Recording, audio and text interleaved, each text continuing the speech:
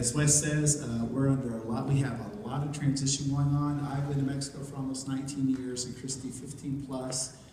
We work with a mission organization called Christ for Children International, and it's a tiny organization. We're the only missionaries of this organization, but years ago we planted a church, and I pastor that church. I'm an Anglican priest as well, and we're part of the Midwest Diocese up in Chicago, Wisconsin, Minnesota, and Bishop Stuart Ruck is our bishop.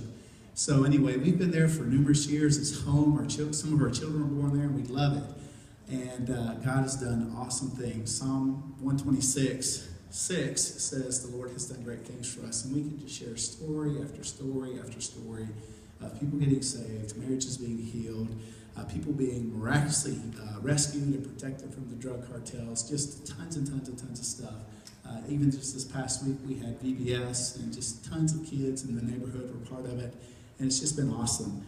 But last January, the Lord started to challenge Christy and I and our kids about our future in Mexico. We knew that one day we would leave, but we love it there. It's been home. But we thought, 4, 6, 7, 8 years from now.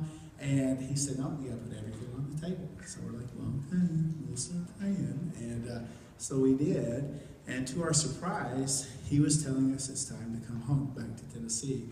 And which is like, no, it can't be. No, we're not ready. But we have to follow him. It's his kingdom. It's his way. Seek first his kingdom and his righteousness. And so this whole past spring, we were praying, okay, Lord, is it you? Is it you? And he confirmed it over and over and over. So we made the decision back in March that this year we will be transitioning back to the States. And so Christy and the kids have been here in the States for several months. They've gone back and forth a couple of times. And I just got back on Friday. But I will go back with Christy in 2 weeks. We'll be back there in August. And Christy will be there for a week, and then she'll come back. And then I'll be there until November. And then hopefully, Lord willing, we don't know what's going to even happen tomorrow, but the plan is in early November, we will be officially back here in the States, seeking his face. Okay, Lord, what do you want? The plan right now is we'll be up in Nashville. That's where Christy's folks live for this school year. But we just wanted to share just briefly. First of all, thank you so very much for all the financial support, all the prayer support. Please keep praying for us, because we will, even though we'll be back in the States in November, we'll be on a sabbatical for several months. And we cover your prayers, just that the Lord reveal to us what it is he wants, where to go, where to serve, how to serve. There's just tons of questions that we just are seeking the Lord. Hey, we don't know, but we just also want to say thank you. And God is just doing awesome stuff.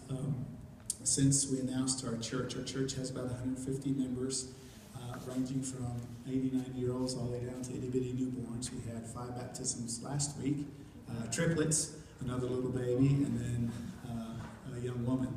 And so God's just doing incredible stuff.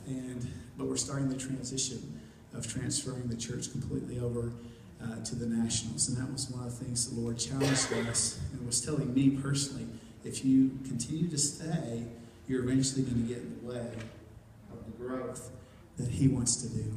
And so it's hard because we love Mexico. But we started a traineeship course for our leaders. We had over 20 people in the course this summer. And it's just been awesome to see, even since we've announced, there have been a couple of men who said, I'm kind of feeling like God's calling me to be a pastor. It's like, why didn't you say that 5, 7, 8 years ago? But it's just exciting, neat stuff. And there are numerous women who are stepping up over the past couple of years, leading small groups and helping out with communion and prayer ministers and worship and music and children. And so we are excited, even though it's a huge change for us. We're very excited what God is doing. And so we covet your prayers. We thank you so much for your support.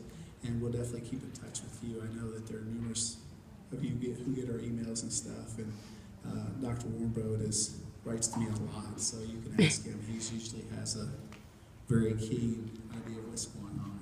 So Wes, thanks so much for the time. And now thanks so much for the prayers and support.